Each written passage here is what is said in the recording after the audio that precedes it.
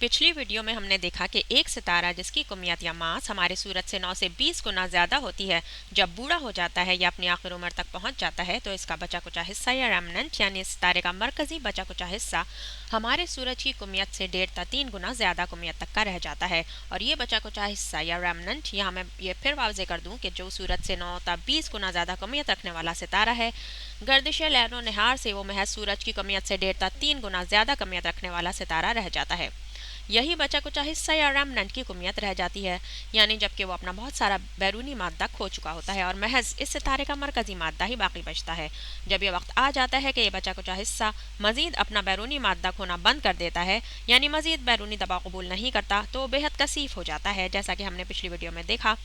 ये ज़्यादा कसाफत रखने वाला एक कहकशानी सल्तनत या सुपरानोवा को जन्म देता है, यानी एक अजीम झटके या शॉक की लहर को इस मादे से बाहर निकाल देता है, जो धमाके की सूरत में बाहर जाती है और इस सितारे को इस कदर ज़्यादा कसीफ कर देती है कि ये एक न्यूट्रॉन सितारा बन जाता है। 1.5 to 3 times mass of sun is neutron star. अब हम जो इस वीडियो में बताना चाह रहे हैं, जो समझाना चाहते हैं, वो ये है कि क्या हो अगर इब्तदाई तौर पर एक सितारा जो सूरज से 9 से 20 गुना ज़्यादा कमियत रखता है, यानी जो इसकी इब्तदाई और असली कमियत थी, इस सितारे के इनेताज से पहले, इसके खुद आतिश सोजी से पहले, और ये कुछ लो और कुछ दो के उसूल के तहत हो रहा है, यानी हम इसकी असल हुदूद से नावाकिफ़ हैं। तो जब ये सितारा अपनी आखिर उम्र तक पहुंच जाता है और इसका फौलादी मरकज़ यानी इसका बचा कुचा हिस्सा जो बेहद कसीफ है, सूरज की कमियत से 3 से 4 गुना ज़्यादा रह जाता है, remnant is greater than 3 to 4 times mass of sun. याद रखें, जब ये बचा कुचा हिस्सा 3 से 4 गुना ज़्यादा कमियत रखने वाला हिस्सा मज़ीद कसीफ होने से पहले एक लोहे या निकल जैसा मरकज़ी हिस्सा रह जाता है जो मज़ीद चल नहीं सकता, तो इन सितारों के साथ क्या होता है? हमें पता चला है कि ये इतनी ज़्यादा कमियत रखते हैं कि न्यूट्रॉन बन जाने और इन्हितात पजीर होने का दबाव भी इस मादे को जलने से नहीं रोक पाता, और ये सितारे, इन सितारों की मजमूई कमियत भी मज़ीद जलती रहती है। तो ये न्यूट्रॉन, हम ये ख्याल कर सकते हैं कि सूरज नुमा सितारों में मौजूद मादे धुआं बनकर मारगोले से बन जाते हैं जो सफ़ेद होते हैं, और यहाँ ये दबाव जो इन्हें मज़ीद इन्हितात पजीर होने से रोकता है, यानी इलेक्ट्रॉन टूटने के अमल के दबाव, यानी किसी एटम को इतना दबा दिया जाए कि इलेक्ट्रॉन इसे मज़ीद दबने से बचाएं। लेकिन अगर दबाव इतना ज़्यादा बढ़ जाए कि हमें न्यूट्रॉन नुमा सितारा मिले, तो हमें इसकी कमियत और भी ज़्यादा मिलती है या मज़ीद कम। यहाँ मैं ये नहीं कहना चाह रही कि न्यूट्रॉन सितारे बहुत छोटे हैं, बल्कि फ़र्ज़ करें कि ये धुएं के सफ़ेद मरगोले ज़मीन नुमा सैयारों के बराबर होते हों, तो ये न्यूट्रॉन सितारे एक शहर के बराबर होंगे, इसीलिए मज़ीद कसीफ या सुपर डेंस होंगे, यानी इनकी कमियत और ज़्यादा होती है। और मैं ये वाज़े कर दूँ कि मैं बताना चाह रही हूँ इस मिसाल के ज़रिए ताकि आप लोग आसानी से समझ सकें कि ये कितना ज़्यादा कसीफ है। मसलन किसी जौहरी ज़र्रे के न्यूक्लियस जितना कसीफ, यानी काफ़ी छोटा मगर फिर भी किसी शहर जितना बड़ा। तो यहाँ हमारे पास एक न्यूट्रॉन सितारा है, और जो बात यहाँ नाकाबिल यकीन है वो ये है कि हर छोटी चीज़ की कमियत ज़्यादा होती है। गो इसने इलेक्ट्रॉन के अमले इन्हतात के दबाव को भी बर्दाश्त कर लिया और मज़ीद इन्हतात पजीर ना हो सका, मगर अब भी इसकी कमियत ज़्यादा है। और यही वो बात है जो हम इस वीडियो में बताना चाह रहे हैं कि न्यूट्रॉन के अमले इन्हतात जैसा ज़्यादा दबाव भी इस कमियत को मज़ीद इन्हतात पजीर होने से बचाने के लिए नाकाफ़ी साबित होगा। मगर यहाँ नज़रियाती तौर पर सितारे का मरकज़ मज़कूर है, जहाँ मरकज़ में इन्हतात का दबाव है, मगर आप इससे भी आगे उस नुक्ते तक पहुँच जाते हैं जहाँ ये तमाम इन्हतात पजीर होकर एक नुक्ते में सिमट जाते हैं। आसान ज़बान में यूँ कह लें कि एक लामहदूद कमियत रखने वाला वाहिद नुक्ता,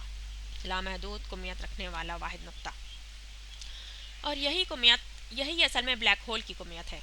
और मैं जो इसे ब्लैक होल की कमियत कह रही हूँ तो वो इसलिए कि आप मुख्तलिफ़ तरीक़ों से ये जान सकें कि दरअसल ये ब्लैक होल कहाँ है, और आप इस सवाल का जवाब पा सकें कि ये ब्लैक होल असल में होता क्या है। तो ये सारी कमियत ही ब्लैक होल कहलाती है, यानी असल सितारे की कमियत। तो हम यहाँ ये बता रहे हैं कि वो बचा कुचा हिस्सा या रेमनेंट जो सूरज की कमियत से 3 से 4 गुना ज़्यादा ही कमियत रखता है, तमाम तर कमियत पर मुश्तमिल होता है, मगर तमाम तर कमियत भी नहीं, क्योंकि इसका कुछ हिस्सा कहकशानी पैदाइश या सुपरानोवा के दौरान तवानाई की सूरत में ज़ाया हो जाता है। ये तो ठीक है, मगर इस कमियत का ज़्यादातर हिस्सा इस लामहदूद हद तक छोटे नुक्ते में सिमट आता है। और यहाँ हिसाबदान और माहिरीन तबियात एक इकाई की बात करते हैं कि इकाई वो हिसाब में वाहिद नुक्ता होता है जहाँ आकर हर चीज़ ख़त्म हो जाती है और इससे आगे मज़ीद छोटी नहीं हो सकती, ना इससे छोटी किसी शय का कोई मतलब होता है। यहाँ पर जहाँ आकर एक हिसाब की मसावात आपको मज़ीद जवाब नहीं दे सकती, इसीलिए ये नुक्ता वही इकाई है, क्योंकि हमारे पास ایک عظیم کمیت ایک لامحدود حد تک چھوٹی جگہ میں سمٹ کر رہ گئی ہے، اسی لیے اس نقطے میں یقیناً لامحدود کمیت موجود ہے۔ یہ بات بےحد ناقابل یقین ہے کہ ایک خلا میں موجود وقت میں ایک لامحدود حجم سمٹ آئے، اور میں جو یہ بات آپ کی نظر میں لانے کی کوشش کر رہی ہوں وہ اس لیے تاکہ ہم اگلی ویڈیوز میں اس کے بارے میں زیادہ بہتر جان سکیں، مگر اس وقت اس کا ذکر کرنے کا مقصد مختلف طریقوں سے یہ بات سمجھانا تھا کہ بلیک ہول کہاں ہوتے ہیں۔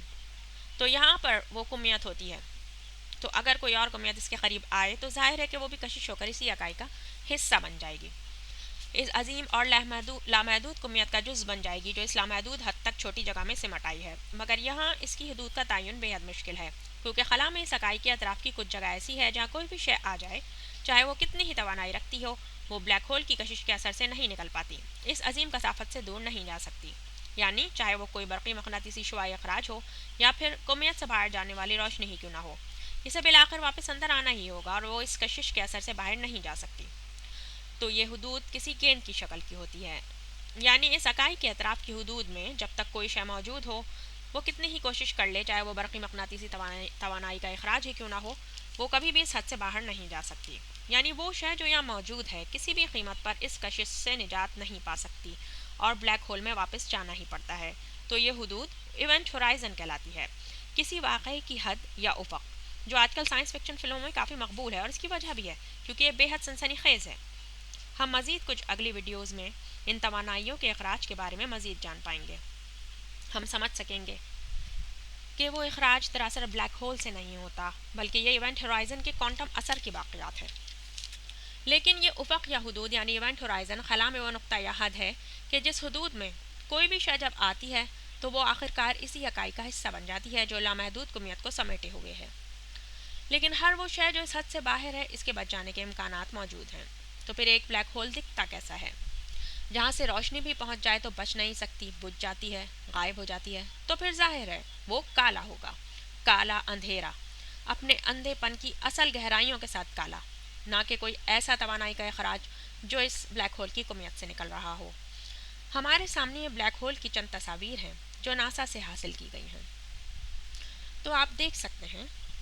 یہاں ان تصاویر میں آپ وہ بلیک ہول نہیں دیکھ سکتے جس کا تذکرہ ہم عموماً کرتے ہیں، بلکہ دراصل یہ ایک نقطہ ہے، یہ کالی گیند کے درمیان میں جو لامحدود کثافت رکھتا ہے، جو اصل میں باؤنڈری ہے ایونٹ ہورائزن کی، اور جو ہم دیکھ رہے ہیں یہاں یہ ایک ڈسک ہے۔ یہاں جب یہ سارا مادہ اس گیند کے قریب اور قریب پہنچ جاتا ہے تو وہ تیز سے تیز تر گردش کرنے لگتا ہے اور یہ گرم سے شدید تر گرم ہوتا چلا جاتا ہے۔ یہی وجہ ہے کہ ان تصاویر میں دکھائی گئی قریب ہونے والی اشیاء سرخ سے سرخ تر دکھائی گئی ہیں بمقابلہ ان اشیاء کے جو گیند سے دور ہیں نسبتاً۔ جب وہ ایونٹ ہورائزن میں پہنچ جاتی ہے ہم اس سے نکلتی ہوئی روشنی کو دیکھ تک نہیں سکتے، ساتھ ہی یہ اشیاء ناقابل یقین حد تک توانائیوں سے بھرپور ہو جاتی ہیں۔ اب یہاں ہمارے پاس کچھ اور بھی تصاویر ہیں، آرٹسٹ کی بنائی ہوئی تصاویر، جہاں ایک ستارہ ہے، اس لیے کہ ہم کبھی بھی شاید ایسی اصل پکچرز نہ لے سکیں جو ہمیں دکھا سکے کہ بلیک ہول میں سچ مچ کیا قیام پذیر ہو رہا ہے۔ تو یہ ستارہ بلیک ہول کے بہت قریب ہے، تو اس ستارے سے نکلنے والا جو بھی مادہ ہے وہ بلیک ہول سے قربت کی بنا پر بتدریج قریب سے قریب تر ہوتا چلا جائے گا، یعنی وہ اپنے ستارے سے ٹوٹ کر جدا ہو کر بلیک ہول کی جانب کھنچتا چلا جائے گا۔ یہ شاید یہاں زیادہ بہتر طور پر اظہار ہوا ہے اس دوسری تصویر میں، کہ جب یہ مواد یا مادہ ایک بار بلیک ہول کی کشش کے اثر میں آ جاتا ہے یہ لمبا ہو کر کھنچ جاتا ہے اور قوس کی طرح بلیک ہول کے اطراف قریب تر چکر میں گھومنے لگتا ہے، اور ایک بار جب یہ ایونٹ ہورائزن کے اندر چلا جائے تو اب ہم اسے دیکھ بھی نہیں سکتے، بلکہ اس مادے سے نکلتی ہوئی روشنی، اس انتہائی گرم مادے سے خارج ہوتی ہوئی روشنی جو بلیک ہول میں داخل ہو رہا ہے، باہر نہیں جا سکتی بلیک ہول سے۔ خیر بہرحال مزہ آیا نا یہ سب دیکھنے میں، مگر یہاں میں یہ بتا دوں کہ ہم اب بھی بلیک ہول کے بارے میں پوری طرح نہیں جان سکے، یعنی اس اکائی کی مکمل اصلیت نہیں جان پائے۔ یہ حقیقت کے تمام حساب کتاب اس اکائی تک پہنچ کر ختم ہو جاتا ہے، یہ بتلاتی ہے کہ ہماری تھیوری یا ہمارا نظریہ بھی نامکمل ہے، کیونکہ اگر ہمارا نظریہ مکمل ہوتا تو شاید ہم تھوڑا زیادہ سمجھ پاتے اس اکائی کے بارے میں جتنا ہم فی الحال جان پائے ہیں۔ شکریہ۔